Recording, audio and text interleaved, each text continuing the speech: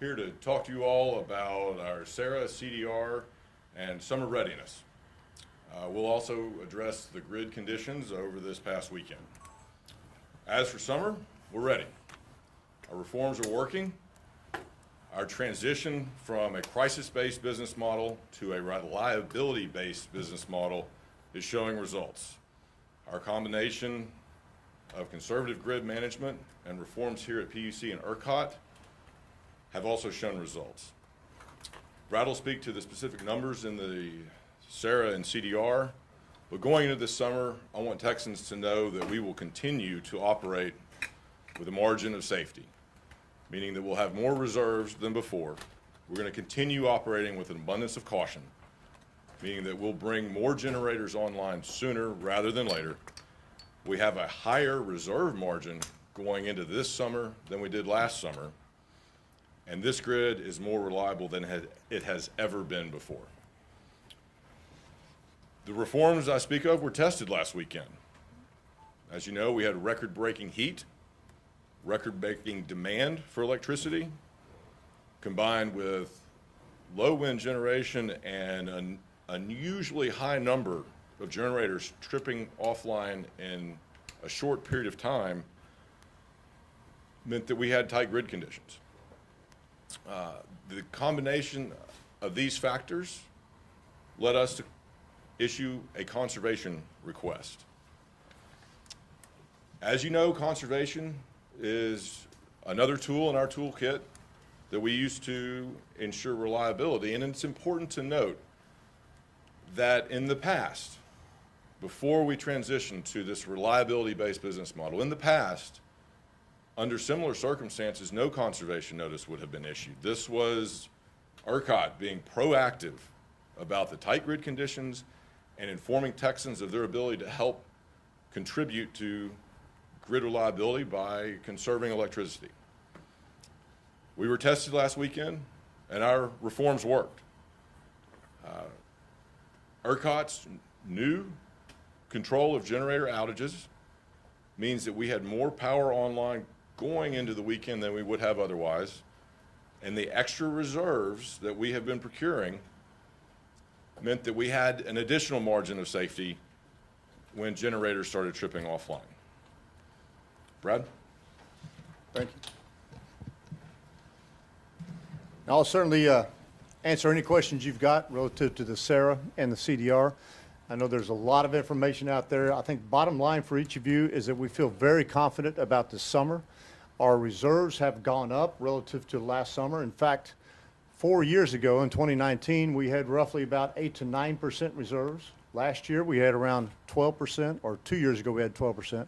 Last year we had 15 to 16, and this year we have 23% reserves. So you can see our reserves have grown over each of those years. We feel very confident about our position this summer. Now, as always, we have to be careful about those times where it is both dark and still. We have to make sure that we have the dispatchable generation to balance our fleet when wind and solar are not available to us. But we're very happy to have that wind and solar development we've had over the past few years, and it is making our grid stronger. I also want to address this past week. This past week is an example of ERCOT doing what ERCOT needs to do to prepare for these types of events. We're having an extraordinary May, what may be the all-time hottest May on record. We're certainly trending that way today. And so with the all-time hottest May on record, at the same time that we also have a great number of our generators, our dispatchable generators that are offline, that are doing regular maintenance, it became very important that ERCOT began to plan for what happened on Friday as much as a week ahead. And we were bringing units back out of outages, making sure they'd be prepared for us. We were communicating with the market, making sure that each of our market participants, all of the industry, was prepared for this event. When Friday came up, we were surprised by several generating units that failed right close to peak. Absent that, there would not have been a conservation appeal, conservation request. There would not have been probably much communication that had gone out, because it would have been a normal Friday that was very hot. But with those 6 generators tripping off between about 12:30 and 4 o'clock that afternoon, it became apparent that we needed to take action. Now, our action on conservation is something that I hope that each of you will understand. Conservation is a good thing. Conservation is what we should do every day in our lives. Conservation is how we treat our use of water during the summers.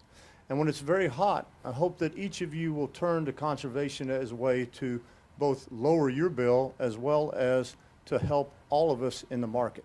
And that's what we called for. In the past, we would call for conservation at the last moment, or even beyond that, when we were already into an emergency condition. But now we're moving conservation up early because we know that all Texans can help each other and help the grid to be even stronger. So we're doing that in advance of these situations. What we found on Friday was a rapidly changing situation for the grid, and we decided to make a call for conservation on that Friday and throughout the weekend. And it worked. Texans responded. And I want to tell all of you that responded, thank you.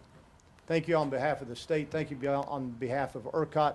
Not only those that responded to conservation, which essentially brought 300 to 400 megawatts of additional generation back to ERCOT, but also all of those generators that worked very quickly to bring those units back and return them to service. They were available to us on Saturday and Sunday and allowed us to keep the grid reliable for all Texans. Thank you. Thank you, Brad. As I said, this grid is more reliable than it has ever been before, and we're going to continue improving reliability. As you know, this commission adopted a blueprint for reform last December, and we are moving forward with phase 2 of implementing those reforms, which will prioritize long-term reliability and transition the economics of the ERCOT market to on-demand power sources.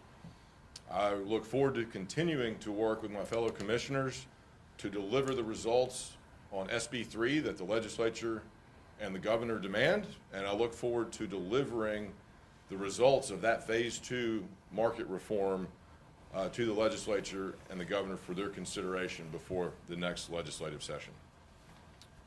At this point, we're happy to take any questions. How can you ensure the power will stay on this summer when we've already seen power plants trip offline due to heat, especially this weekend, and maintenance windows have shortened as a result of you canceling maintenance because of this recent heat? I know the lights are going to stay on because of all the reforms we've put in place, and because that when we do encounter challenges like we saw last weekend, the multiple reforms are complementary and build off of each other to create even greater reliability. And that's how we know we can. Chairman Lake, we've been trying to get an interview with you or your office or another commissioner for the last 6 weeks. We need more transmission lines, and you guys are doing a lot to expedite that process. So how many lines do we need in addition to what's underway now? How long do you expect to relieve the congestion in places like Houston? And then what are you actually doing to make sure that the landowners are actually listened to beyond just them coming to the PUC meetings? This commission took swift action last summer in advancing a large transmission line out of the Rio Grande Valley to connect that generation to the rest of the state and also ensure that those residents have access to other parts of the state's generation access. So that was swift action by this commission, utilizing a part of statute that had never been used before, unprecedented action to ensure reliability by building these new transmission projects. In addition, we're in the process of implementing new legislation that accounts for more variables in addition to economics, cost, and reliability to enhance our transmission planning and processing. That's in process now, but like all transmission projects, they're large and they take a long time. What about the landowners, sir? Landowners are an important part of transmission planning, and they're a key part of this. Routing transmission lines is always a tough balance between those landowners' rights and concerns and the need for the state for reliability. And this commission is very diligent and thorough in balancing all of those considerations in every transmission case we consider. When we talk about setting new demand peaks almost every summer for the next 10 years, it makes sense because, Texas is growing, we're going to continue to set new records. The governor's office has stated that Texas has 15% more power generation capacity this year compared to last year. Would you mind just kind of walking us through what exact generation forms that's come from? Is that coming from renewables? Is it coming from thermal? Just kind of outlining the specific generation that Texas has been able to add this past year alone. In just some round numbers alone, we have roughly, by the end of this year, we'll have roughly about another 9,000 megawatts of solar. In addition, we'll have, I said that wrong, we'll have 7,000 megawatts of solar. In addition, we'll have another 2,000 to 3,000 megawatts of wind generation and about 1,000 megawatts of natural gas generation. So you can see it's coming from a broad spectrum, but much of that additional generation is from the renewable side. And I do have a quick question about the communication from this past weekend. On Friday, I know you were explaining that this was kind of a precautionary ask for conservation, but the language was pretty similar to previous conservation alerts. I was just wondering if, first of all, there's any concern that prematurely asking for conservation going forward could maybe urge Texans not to conserve, and maybe, you know, we didn't get another update from ERCOT itself on the Twitter accounts or on the website at all through the weekend. The only thing that was posted was on Friday. So do you think that communication could be maybe a little more clear going forward, especially, again, we're already setting records here in May. Do you think that communication could be a little more clear? Communication can always be better. I agree. So we're looking back at that communication that we put out and making sure that we refine that language. I even stumbled over a second ago. This wasn't a conservation alert. It wasn't a conservation appeal. It was just a request to Texans to help us out over this weekend. So it wasn't that we're in a dangerous situation at all. It was to make sure that we're doing everything possible to keep the grid reliable. So we need to improve that language, and we'll commit to that. In addition, I think it would be good for us to have a communication at the end of one of these cycles to make sure that we respond, let everyone know where we are, and kind of give some feedback to what the response was like. And as I mentioned earlier, we saw roughly 300 to 400 megawatts of response out of Texans, and that is a great number for us to see. So that's why I was expressing my thanks earlier. Thanks for the question. I was going to say, too, because ERCOT very clearly outlines on its website normal conditions versus conservation alert versus emergency levels. Do you think in the future, in a press release, maybe it could be included, like what level we're currently at, to just, again, make it more clear how dire the current situation is? Good. That's a very good suggestion. I appreciate that. And the important part is that this time we didn't wait until the emergency to request for conservation. 2-3 years ago, that would not have been the case. This is part of ERCOT being and the PC being more proactive, more communicative with Texans to make sure that everybody knows the situation on the grid and what they can do to help ensure reliability. Do you know why those 6 generators went offline on Friday and how that can be prevented as we expect more high temperatures? Yes, we do. Now, the information related to those generation outages will be available to each of you tomorrow, on Thursday, on our website. So the front page of our website has a location for generation outages, so you can find out all the information that we currently have on why the units went out, what times they went out. Bottom line, we really don't have any concerns specifically with the various reasons. It was a coincidence of a number of units coming off at the same time, but the coincidence of that happened at or near peak. So the first unit came off around 12:30, the last one came off around 4 o'clock, and it was a combination of those 6 units, as well as a few smaller ones that we haven't mentioned so far, coming off near the same time that put us in this posture of sending out this request to consumers.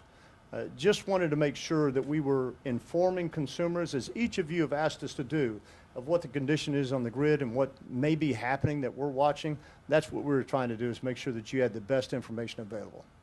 Can you kind of walk us through in some detail what happened on Friday? Like, what did you know and when did you know it? I know you met with the governor earlier in the day. Was that just coincidental? What did you know and when did you know it on Friday? That was highly coincidental, and that was his standard summer briefing on the same information we're presenting to you all today. And the turn of events with the tripping generators was something that developed, like Brad said, over a period of hours. 12:30 was the first one. Of course, one generator is not a problem. The second one was a bit later.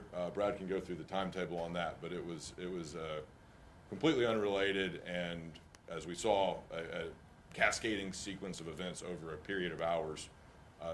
Certainly not a discrete event at a moment in time. And the key to what the chairman's talking about is that we suffered that type of a problem, and yet the condition of the grid did not go into any of our alert statuses. One of you mentioned, our different alert criterias. It did not go into an advisory, did not go into a watch, did not go into an emergency alert, because we had prepared. So you asked for a sequence of events. We started about a week ahead of time, calling on generators to see if we could get their generation outages moved to a different time, making that additional generation available to everyone. By the time we arrived that morning, we've been meeting and talking with the chairman and other commissioners about the condition of the grid entirely throughout the week, making sure they understood what we were going to see that afternoon. We all felt very comfortable with what we were going to see that afternoon. Then when these generation outages occurred, because of that level of comfort, because of that preparation, because we are bringing on more generation reserves than we ever have in the past, that level of units coming offline did not create a condition which put us into any of those criterias for emergency. It's because we're taking these advanced actions. Below 3,000 megawatts at one point? So our PRC, excuse for those of you that I need to explain this, but our physical responsive capability, which is the amount of generation that we can get in a short amount of time. It doesn't mean all of the generation that's available, but what can we get in a short amount of time? It did fall for just a few minutes below 3,000 to 2985, I believe was the number. But it was back within 30 minutes, and so it did not create a concern for us. It was back within 30 minutes because of the additional reserves we procured, that margin of safety. That's where we're able to deploy that. And those are the redundant layers that we're talking about and how these reforms complement and build on each other. Does what happened on Friday call into concern just the overall approach to the grid, this idea of operating it conservatively? Is there some truth to the notion of, you can have too much in reserves and you're pushing the plants that are online too hard? Is there any indication that's what happened? The outcome of the events on Friday is a testament and endorsement of the reforms that have been enacted as a result of SB 3 and a stark demonstration of how effective they are when faced with the combination of not one negative impact on the grid, but three. Record high demand, low wind, and a unique number of outages in quick succession. All three of those events occurring at one time is extremely rare, and yet the lights stayed on. Our grid was reliable, and we didn't even get into an emergency status. What if that had happened in July or August when we had temperatures, in the triple digits? We're prepared for that too, and that's why we do these, establish these margins of safety every day. Most days we don't need it, but the thing that's important is the days when we do need it, we've got those reserves. We bring those generators on sooner rather than later. Speaking of that reserve capacity, though. Before we go there, I do want to finish up this question. So one of the parts of the answer to your question is that during May, recall, we have a lot of generation that's on outage. A vast number of generation that is on outage for changing the oil, getting the units ready for the summer. We don't have that in the summer. And so that is an additional amount of generation that will be available to us in a matter of weeks. And that makes all the difference in the grid. When Thank you. it comes to that reserved capacity, the SAR report this time has the percentage a lot lower than, say, the spring or last winter. And I know that you've changed the formula, sort of, to speak. So if you were able to use that for the spring, for what we just experienced, how would that impact it? So we can compare our buffer for summer versus our anticipated buffer that we had in spring. For your comparison, I would ask that you go back to the SARA for last summer. So you need to compare season to season. And you'll see that last summer has basically the same level of various scenarios. And in those various scenarios, you can compare off the improvements that you'll see in the grid this year. Even though you guys have changed the formula now? The report said that you considered other things, or the generating units. Yeah, I don't know that, I don't believe that there's enough changes that would affect that comparison. So I think you can go back to that comparison and compare each of those scenarios one to one, and you'll see a significant amount of additional generation we have available this year. I think what you're referencing is the effort by the commission, ERCOT, to come out with a new version, updated version of CDR-SAR, which I've asked Commissioner McAdams to spearhead, and he in fact had a a meeting this morning on that with key stakeholders. That's a work in progress. We will always strive to continuously improve the products we put out for the public. For the purposes of this summer, like Brad said, it's apples to apples comparison. Is this Sarah for 2022 looking versus last summer's? And last summer, the planning reserve margin for the summer Sarah was 15.7% reserve margin. Going into this summer, we have a planning reserve margin of 22.8%. So a solid increase, as you can see. Can you guys talk a little about, you said in the press release that everything should hold off under normal circumstances. What are some of those circumstances that might not be considered normal that could cause problems with the grid? And then I'll add a second question to that. You guys had mentioned that conservation ask was something that you guys were proactive. A lot of the people in the community of Houston that I spoke with took it as, all right, here comes ERCOT again, they can't do their job. So how do you change that public perception to realize that in your mind, that's proactive as opposed to ineffective? Sure. So unusual circumstances, I'd define as 6 generators tripping off in a matter of a couple of hours. That's the kind of unusual circumstances that we prepare for, and that's why we build in these redundancies. Like Brad said, when circumstances dictated, we issued the conservation request, and unlike in the past, we issued it for the entire weekend because we didn't want to do the whiplash of conserve for a few hours, now you can stop, back and forth. And we tried to be very clear and upfront with people about the hours when it was important and how they could contribute to help.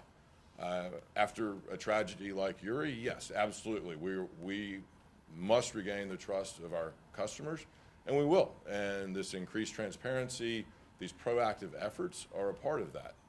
And as always, conservation is a tool that we have used and will continue to use. And like Brad said, we'll continually improve the way we communicate with our customers, and we'll continuously strive to enhance reliability as we move forward. Chairman, you mentioned phase 2 with market reforms. Is there anything in there that fulfills the governor's directive to allocate reliability costs to renewables? That will be under consideration as we develop phase 2, but that was also addressed in our adoption of phase 1 in considering the ECRS, new ancillary service product. I apologize for the acronyms, but essentially the fast ramp product that is designed to offset the sunsetting and dropping solar. That cost will be, the commission decided will be assigned to the resources causing it, in this case, the intermittent resources. What will be before you guys for this phase? Is that finalized yet at all? Or? The blueprint that was adopted in December includes 2 components, the load side reliability mechanism and the backstop reserve service. We're in the process of building those market designs out. Both of those will put new steel in the ground, will incentivize new dispatchable generation and dispatchable resources in ERCOT, which the governor and the legislature have been very clear is a big priority. We are focused on that priority and delivering those results for the governor and the legislature by next session. Who was involved in the deliberations over whether to issue the conservation call? Because that obviously is a thing that is not politically palatable right now. So who was involved in those discussions? That's an operational call that comes from the ERCOT control room to Brad. Brad and I discuss and make a decision, and Brad and his team did an excellent job issuing that conservation call in a very, very short amount of time. Can you address the grid's aging thermal fleet, and can it really depend on these older plants not to go down? We are taking an all of the above approach to our grid. We want to leverage the benefits of all types of our resources, thermal, renewable, and new storage, distributed storage, and new technologies yet to be deployed. We're aware that we've got a aging thermal fleet, and that's very much the motivation of our phase 2 market reform efforts. And that's why we're moving the economics, moving the revenues in this market towards on-demand power. When Texans turn the light switch on, they need electricity. And that's why the phase 2 reforms are so focused on on-demand power. What's just your message to Texans? I mean, getting this notice this weekend in May, causing worry about coming into the summer and power going off? The reforms are working. The lights are going to stay on this summer. And thank you for playing your part in ensuring grid reliability. We're all part of this together. And the reforms are working. Yes. I think that's one fear people have, though. They talk about the 6 plants already going down. That kind of ties into the aging infrastructure. Temperatures are expected to be hot this summer. Come out and say it's going to work. I mean, that's something anybody can be sure of. Absolutely. We've got over 700 generators in ERCOT. 6 of them had a bad day. And we've implemented all the reforms you heard me talk about. We've got a bigger reserve margin going into this summer than we had last summer. We got through last summer. We got through last winter. And we're going to get through this summer. We're better prepared than we ever have been before. This grid operator and this team is doing a great job managing for reliability first rather than crisis-based business model. And so that's how we can say with absolute confidence to Texans that the lights will stay on this summer. When you talk about, Chairman, can we take some questions on we got some reporters who are participating remotely. Josh is our moderator on the line. Can you take some questions on there? Any questions, Josh and company? The instruction we have right now, anybody on the phone, no question, press 1 and 0 on your telephone keypad.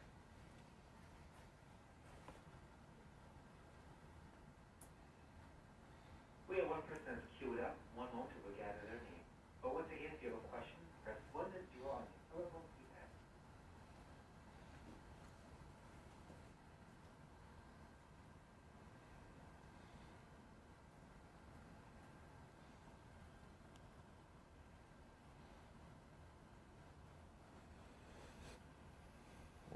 Josh, let us know if that question's queued up. In the meantime, we can continue to do some questions. Looks like we did have somebody, we've gathered their names. We have a question on the lineup. Jose, Michelle, you go ahead. Yeah, hi there. Thanks for taking the question. One question I had was, you keep saying that you didn't have to declare an energy emergency alert, but had you done that, my understanding there was signal to utilities to issue push notifications and do their own conservation that they didn't have to do in the absence of such an alert. So, I mean, shouldn't you have actually done an alert just in order to conserve? Wouldn't that have led to more conservation? I don't understand. You might not have reached the threshold, but if conservation was the goal, wouldn't that have made more sense? Yeah, we didn't feel like we needed to go to that level, Mose. What we did do is several of the utility partners called us and asked us, and we didn't ask any of them to take that next step, but we did indicate to them that it was on their own decision making if they decided to take that next step. Many of them did, but we didn't issue the full conservation alert because we didn't feel like it went to that level of necessity. I think that also maybe for a lot of us in the media, this has been kind of a confusing thing given the amount of media coverage there was around the winter cold fronts that we had, where there was some concern about grid stability. We got tighter on the grid last Friday than during any of those events, but as has been mentioned in the past, there was very little communication. What went into that? Like, why that big difference? Why all the press conferences and all the attention during the winter, and then this kind of relative silence this time around? The winter events were broader than just power grid related. That's the activation of the State Operations Center and the corresponding media interaction was through the State Operations Center. So I'd have to defer to them on how they manage that. As always, we are available. We continue to do these seasonal press conferences. And as you saw last week, we're being more proactive about communicating with Texans when grid conditions are tight and when they can play a role in conserving power.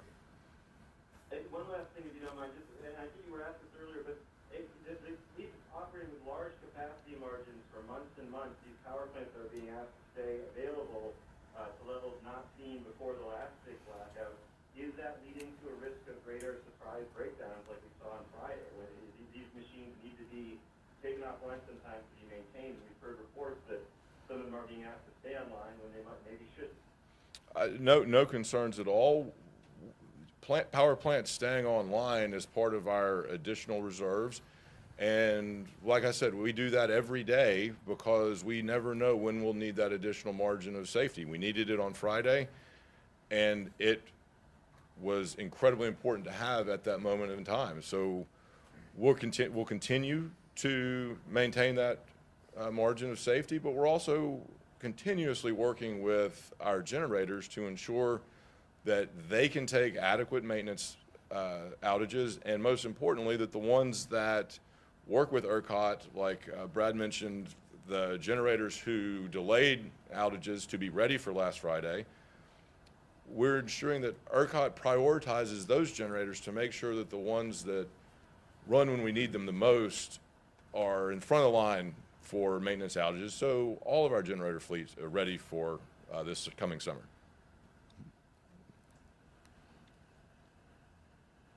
Any other questions on the phone? Yes, our next question is from the lineup. Shelby Webb, please go ahead. Hi there. Speaking about the extra reserve generation that ERCOT has been purchasing, how much is that costing ratepayers compared to previous years, and what can we expect to see for the rest of the year? The cost increase of the additional reserves we've procured starting last June through May totals to just about $1 per household per month. So Texans for $1 per month are receiving a vastly more reliable grid to ensure that the lights stay on. Could you give me an exact dollar figure for that then? Is that where we talking $40 million? I don't have the total dollar figure in front of me. I think it's roughly $380 million that calculates out to 99.5 cents per household per home per month. Well, continuing that going on, are those prices expected to increase as we go through the summer and continue to purchase more reserves, or will the market start proposing to take care of the extra reliability? We'll continue purchasing the extra reserves. We do not expect those costs to increase above that, much more or below that $1 per household per month. And in fact, that $1 per household per month includes the dramatic increase in natural gas prices, which of course are unrelated to the power grid. So if anything, if gas prices decrease, those numbers should decrease as well. Sure, and do you think that Sarah resource is accurately accounting for extreme weather scenarios and increased bouts of sort of unusual or abnormal weather that we've seen in the past week or so? Yeah, the CDR and Sarah evaluate a wide variety of scenarios, including extra high demand for power. So yes, that's exactly what they are, scenario analysis. They're not predictions. They're nothing more than arithmetic, and they certainly don't take into full account the multitude of reforms we've implemented. They're a useful tool, but just that, a tool.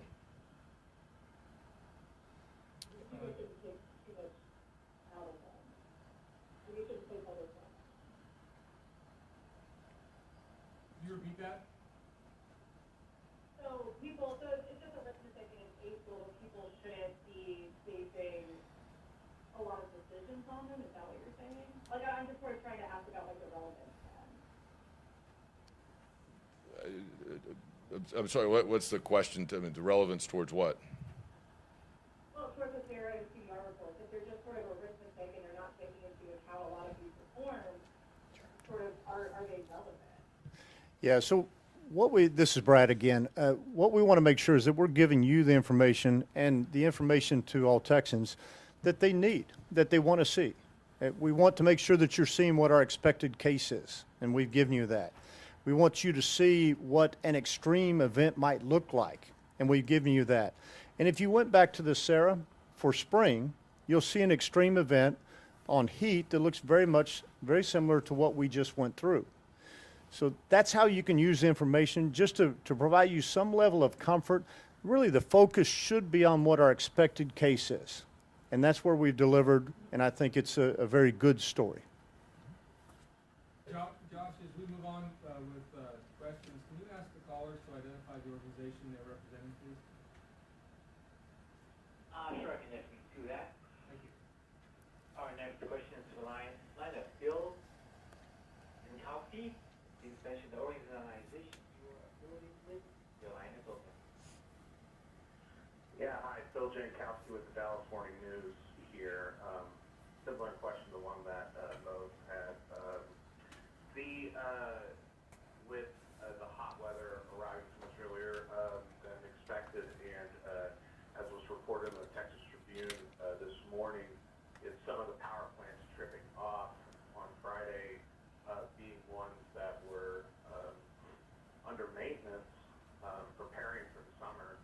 So my question is there any worry about these power plants not having enough time, not being able to complete necessary maintenance in time for a peak demand in the summer, and if ERCOT and the PUC are doing anything to address that? Yeah, so great, and I appreciate the question. We're working with the generators to make sure that they have the amount of time that they need to make sure that the units are ready for this summer. In fact, one of those units that was asked to move their outage is now entering into its own outage so that it can do the work that they need to do for the summer. The condition of those units, yeah, I'm always concerned when we see quite a few units go off at the same time. I'm always concerned about the condition of these units.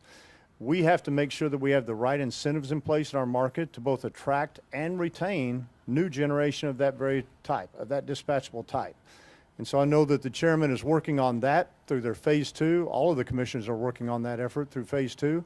And we're working to make sure, as you asked, that generators have the outage time they need to get their equipment in good shape for the summer. Thank you. And importantly, Phil, I'll note that as ERCOT takes control of the outage schedule, that their proposed methodology for next fall provides 15% more time for outages than were actually taken last fall by these generators. So there'll be, in fact, be more time for outages, not less. We're just making sure the outages don't all happen at once. And if I may, I've got another question. I just wanted to see if, because as Brad had reported about a month ago, or sometime last month, cryptocurrency being, on such a rise and planning to add tremendous amounts of demand to the grid over the next couple of years. Is there, is that part of what goes into this Sarah report, and you guys have any concern about this continued added demand from a very electricity-intensive process? Thank you for the question. So we have roughly about 300 to 400 megawatts of cryptocurrency in Texas today. We did check their performance throughout this event. They performed admirably, as we would have expected them to. And so from that perspective, we don't have a concern. We have started a process to really look at how those loads are interconnected to our system to make sure that we're getting as much value out of them as possible. And that process includes a task force that has brought many of those partners together, those Bitcoin and cryptocurrency type developers together. They've been very cooperative with us, and we look forward to being able to resolve those outstanding questions. So are you saying that during the time when the conservation request was issued, did you see a lot of those guys willingly just kind of shut down what they were doing temporarily? They operated as we would have expected under that condition, yes. Okay, that's all I had. Thanks, guys. Maybe one more question from the phone line, Josh? We have no further questions. That's all I have. All right, any other questions here at the commission office? Do you all have any concerns about market manipulation, given that all these plants came off at relatively the same time?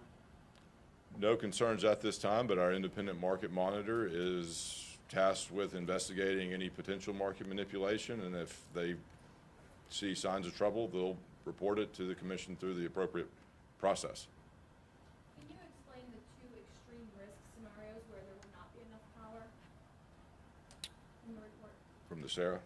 Sure. So as you look across those extreme scenarios, and even the first page, which has more moderate scenarios, you'll see that we change one of the variables to an extreme level.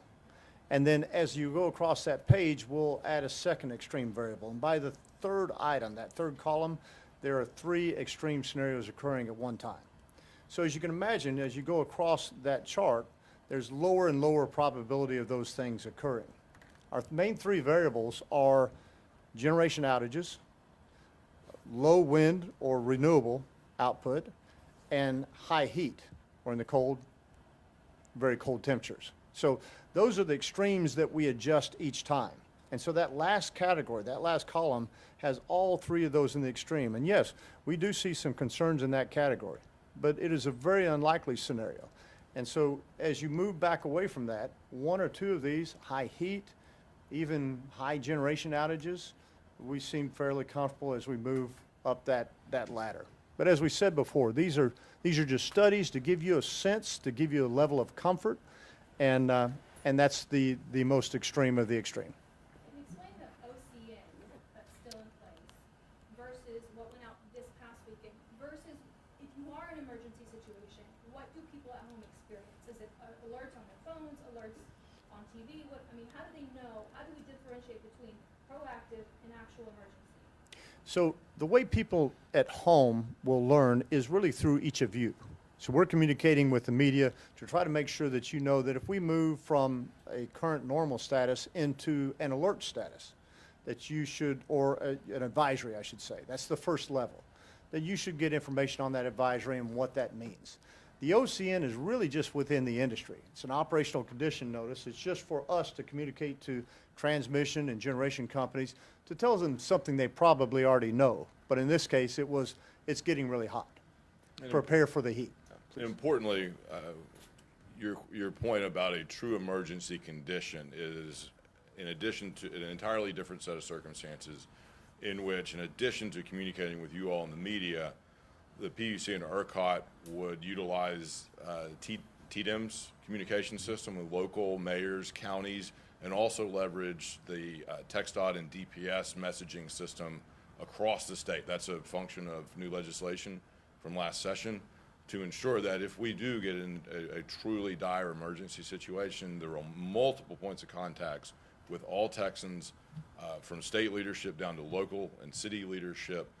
So if we do get in that situation, it will be a much, much more robust form of communication. Mr. Chairman, there's a couple of reporters who haven't been able to get through due to technical issues on their end, I guess.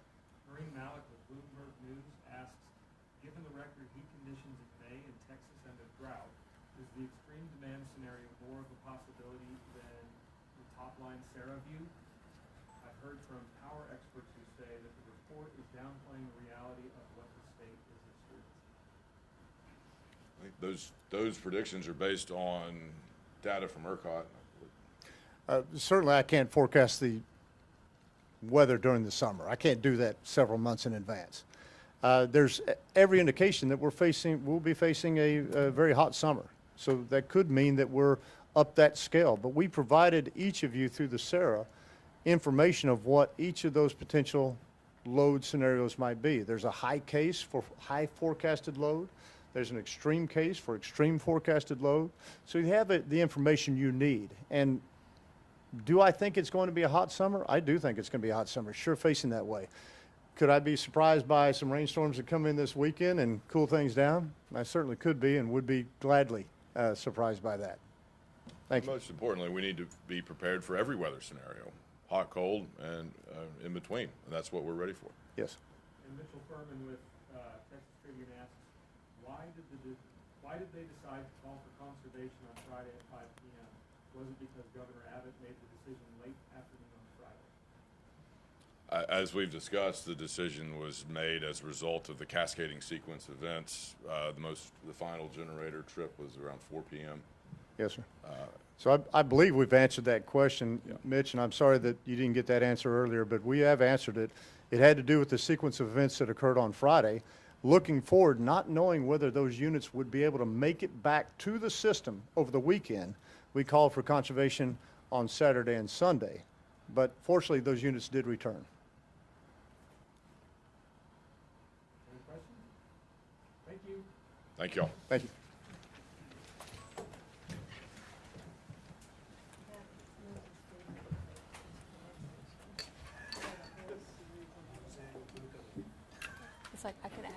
questions?